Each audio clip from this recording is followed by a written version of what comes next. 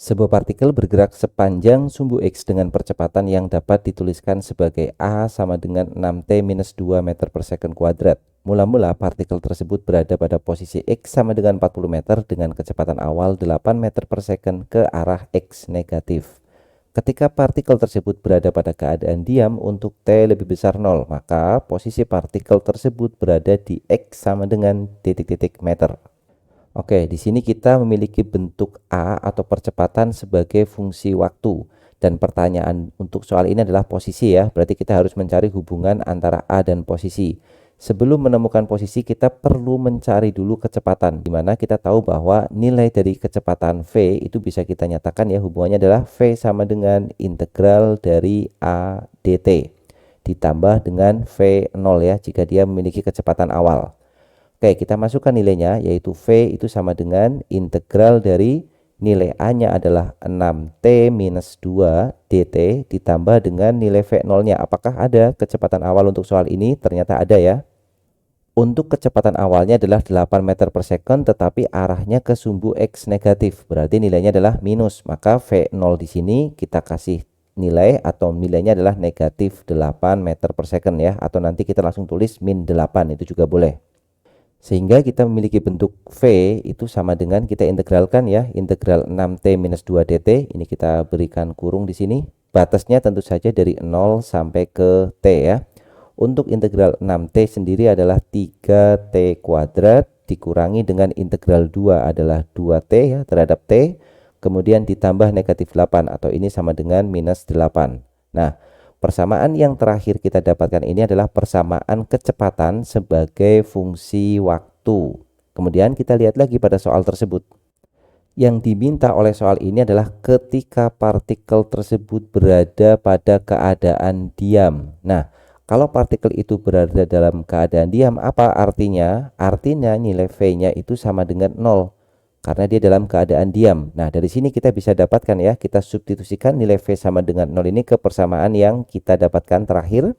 Jadi 0 sama dengan 3T kuadrat dikurangi dengan 2T dikurangi dengan 8. Kita akan dapatkan suatu persamaan kuadrat ya, dan ini bisa kita faktorkan. Kita faktorkan seperti ini, 0 sama dengan pemfaktoran biasa ya, karena koefisien untuk bentuk kuadratnya tidak satu, maka kita akan buat seperti ini, 3T, kemudian di sini juga sama 3T, menyesuaikan dengan koefisiennya, dan kita bagi dengan 3. Kita bagi dengan 3, berarti kita akan cari bilangan yang kalau dikalikan negatif 24, dapatnya dari mana? Dari 3 dikalikan min 8 ya, 24. Negatif, kemudian kalau kita jumlahkan kita dapat negatif 2 ya. Tentu saja kita akan dapat nilainya adalah 3T negatif 6 dan 3T plus 4. Nah, sekarang kita jumlahkan atau kita cek ya, kalau dikalikan dengan bilangannya adalah negatif 24, kemudian kalau kita jumlahkan negatif 2. Nah, kita sudah dapatkan bilangannya negatif 6 dan 4, sehingga pemfaktorannya bisa kita tuliskan secara lebih sederhana. Bagian yang depan kita bisa bagi semua dengan 3, maka kita dapat T minus 2. 3T dibagi 3 itu berarti 1T, kemudian 6 dibagi 3, 2, kemudian yang belakang berarti tetap, yaitu 3T plus 4. Nah, kita punya dua penyelesaian, yaitu T minus 2 sama dengan 0 dan 3T plus 4 sama dengan 0 ya. Kita tulis di sini. T minus 2 sama dengan 0. Apa artinya? Artinya adalah nilai T-nya sama dengan 2 second. Kemudian penyelesaian yang kedua yaitu 3T plus 4 itu sama dengan 0, yang berarti T-nya itu sama dengan negatif 4/3 second. Nah, di sini kita dapatkan nilai T-nya itu negatif ya. Waktu negatif jelas tidak mungkin, dan di sini juga diminta untuk T yang lebih besar dari 0. Berarti penyelesaian yang kita pakai adalah solusi yang pertama ini. Jadi nilai T-nya pada saat partikel tersebut diam itu ada di 2 second. Nah, sekarang kita sudah menemukan nilai T-nya. Kita tinggal mencari nilai posisinya atau X-nya ya. Kita akan gunakan persamaan untuk X-nya. Kita lanjutkan di sini. Berarti X itu atau posisi itu sama dengan integral dari V dt ditambah dengan X0 jika dia tidak mulai dari titik asal. Dan di soal ini dimulainya dari posisi 40 meter ya. Artinya X0-nya di sini adalah 40 meter. Oke, kita masukkan nilai-nilainya, yaitu X itu sama dengan V-nya kita substitusikan dari persamaan yang terakhir kita dapat ya.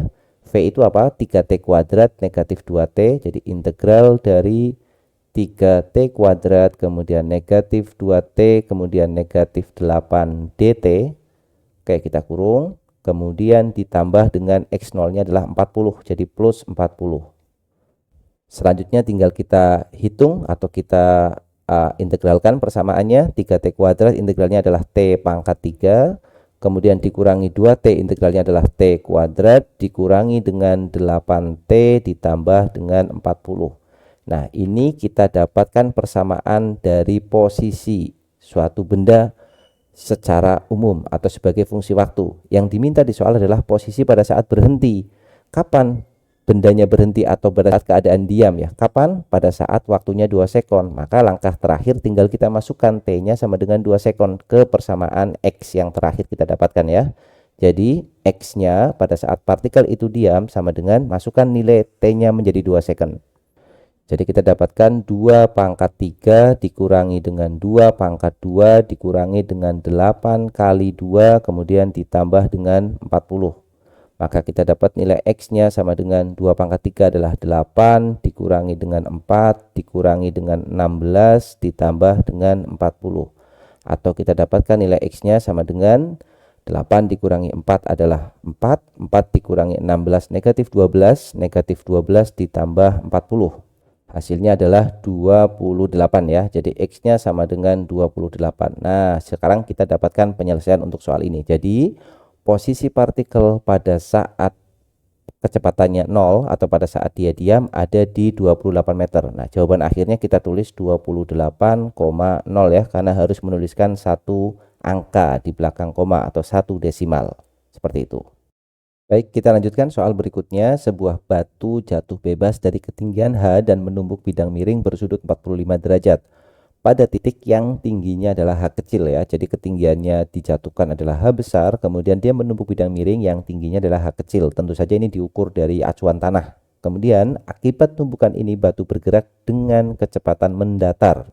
Agar total waktu yang diperlukan batu untuk mencapai tanah bersifat maksimum, maka nilai H besar dibagi H kecil sama dengan titik-titik. Baik, kita gambarkan dulu peristiwa dari soal ini seperti berikut.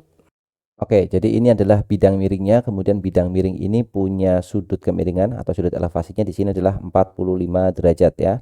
Kemudian kita tempatkan misalkan batu itu ada di posisi atas ini, di mana batu ini memiliki ketinggian dari tanah adalah H besar. Maka kalau kita gambar atau kalau kita ukur dari tanah, tingginya adalah H besar ya. Jadi dari atas sampai bawah sini sampai ke tanah. Oke, kita gambar dulu.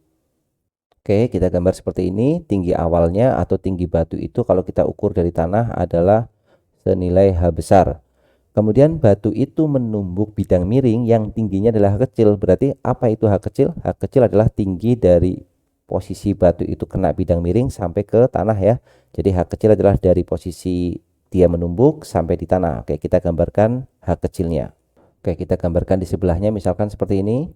Dengan warna yang lain ya, kita gambar pakai warna merah. Oke, agak geser sedikit atau di sini aja kita tumpuk ya. Jadi ini adalah nilai dari H kecil. Oke, H kecil dari posisi dia menumbuk sampai di tanah yang berwarna merah. Ini H kecil. Kemudian setelah menumbuk menumbuk bidang miring, maksudnya setelah batu ini menumbuk bidang miring, dia memperoleh atau mendapatkan kecepatan yang arahnya mendatar. Maka dia akan punya kecepatan arahnya mendatar, misalkan seperti ini. Maka jelas ya, bisa kita lihat bahwa nanti lintasan batunya adalah berupa lintasan parabola ya, seperti ini.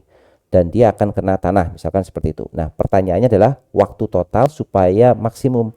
Waktu total ini berarti waktu batu jatuh sampai menumbuk bidang miring dan waktu dari bidang miring sampai mengenai tanah. Jadi misalkan kita beri simbol waktu dari batu atas sini sampai kena bidang miring, kita beri nama misalkan T1.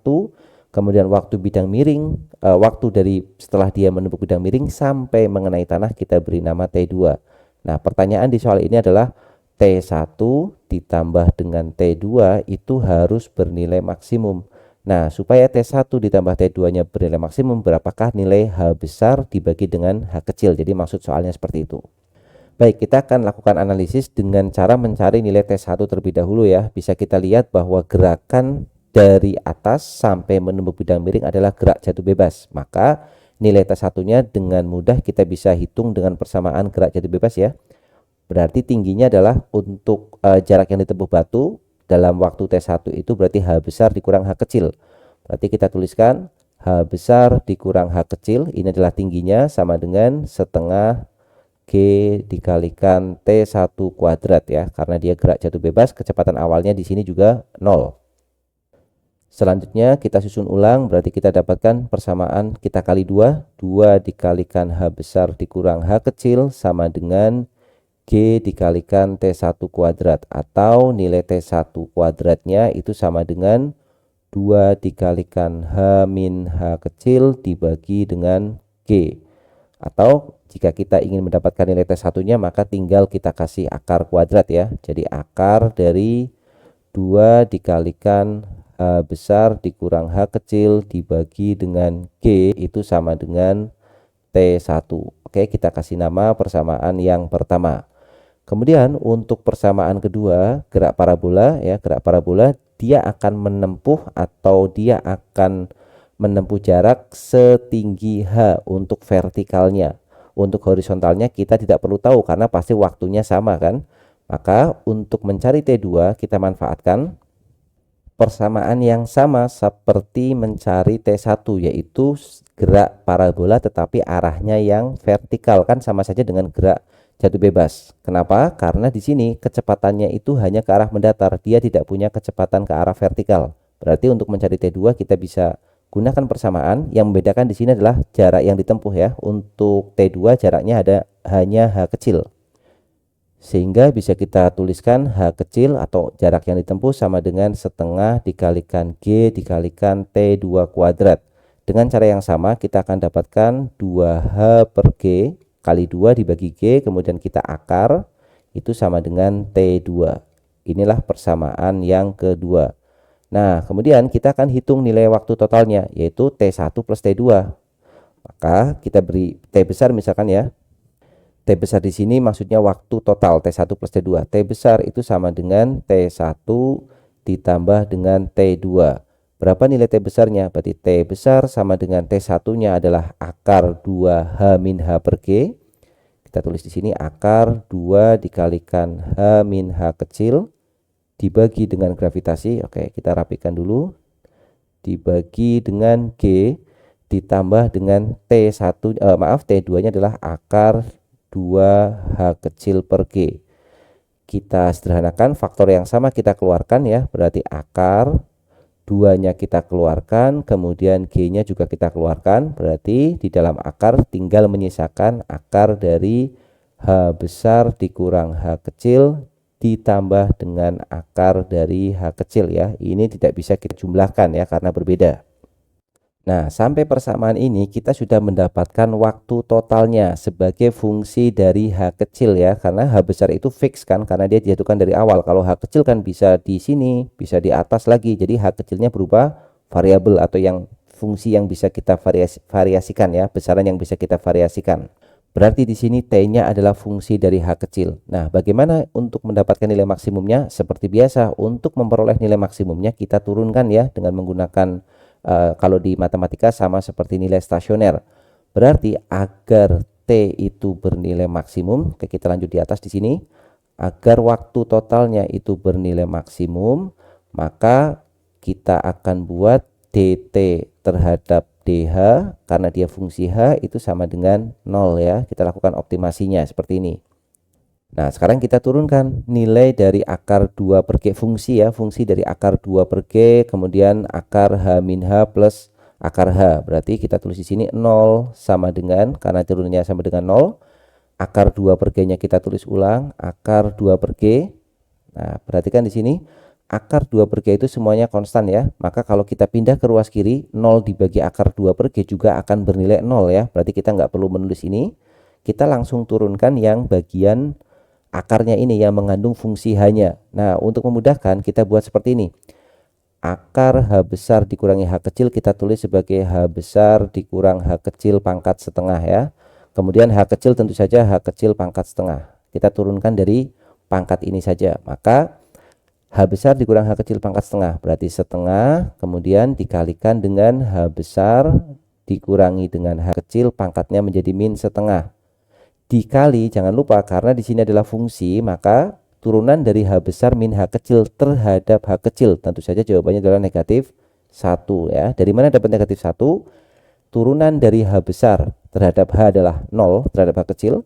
Turunan dari negatif H kecil terhadap H ya negatif 1.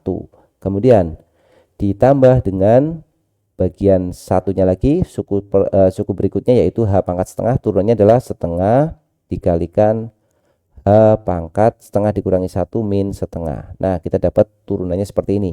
Atau jika kita rapikan, kita dapat 0 sama dengan semuanya mempunyai setengah ya. Kalau kita kalikan semuanya atau kalau kita bagi dengan setengah semuanya, maka kita akan mendapatkan setengahnya habis. Maka tinggal min H besar dikurang H kecil pangkat min setengah, kemudian plus setengahnya sudah kita bagi tadi, H kecil pangkat min setengah. Atau kita susun ulang. Oke, kita akan cari tempat yang lebih luas ya. Kita geser dulu untuk bagian bawahnya supaya bisa kita lanjutkan perhitungan atas. Oke, kita geser ini ke kiri. Nah, selanjutnya kita tulis seperti ini. Oke, untuk persamaan satunya kita hapus. Oke, kita tuliskan di sini ini adalah persamaan 1 ya. Nah, kita tulis ini negatif pindah ke ruas kiri, pangkat min setengah kan sama dengan 1 per akar ya, karena dia pangkat min setengah berarti 1 dibagi dengan akar H besar dikurang H kecil sama dengan yang ruas kanan H kecil pangkat min setengah berarti 1 per akar H kecil. Kalikan silang, kita dapatkan akar H kecil sama dengan akar dari H besar dikurangi H kecil. Kuadratkan kedua ruas. Oke, kita beri batas di sini. Kita dapatkan H kecil sama dengan H besar dikurangi H kecil.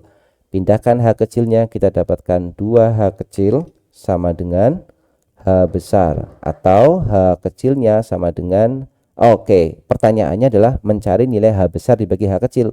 Maka kita tinggal bagi aja di sini ya. Kita bagi dengan H kecil, berarti 2H kecil bagi H kecil 1 sama dengan H besar per H kecil. Nah, kita sudah dapat penyelesaiannya, yaitu nilai dari H besar dibagi H kecil adalah 2. Kalau kita tuliskan di sini, kita dapat hasilnya adalah 2,0 ya, karena kita harus menuliskan satu angka di belakang koma atau 1 desimal. Oke, seperti itu.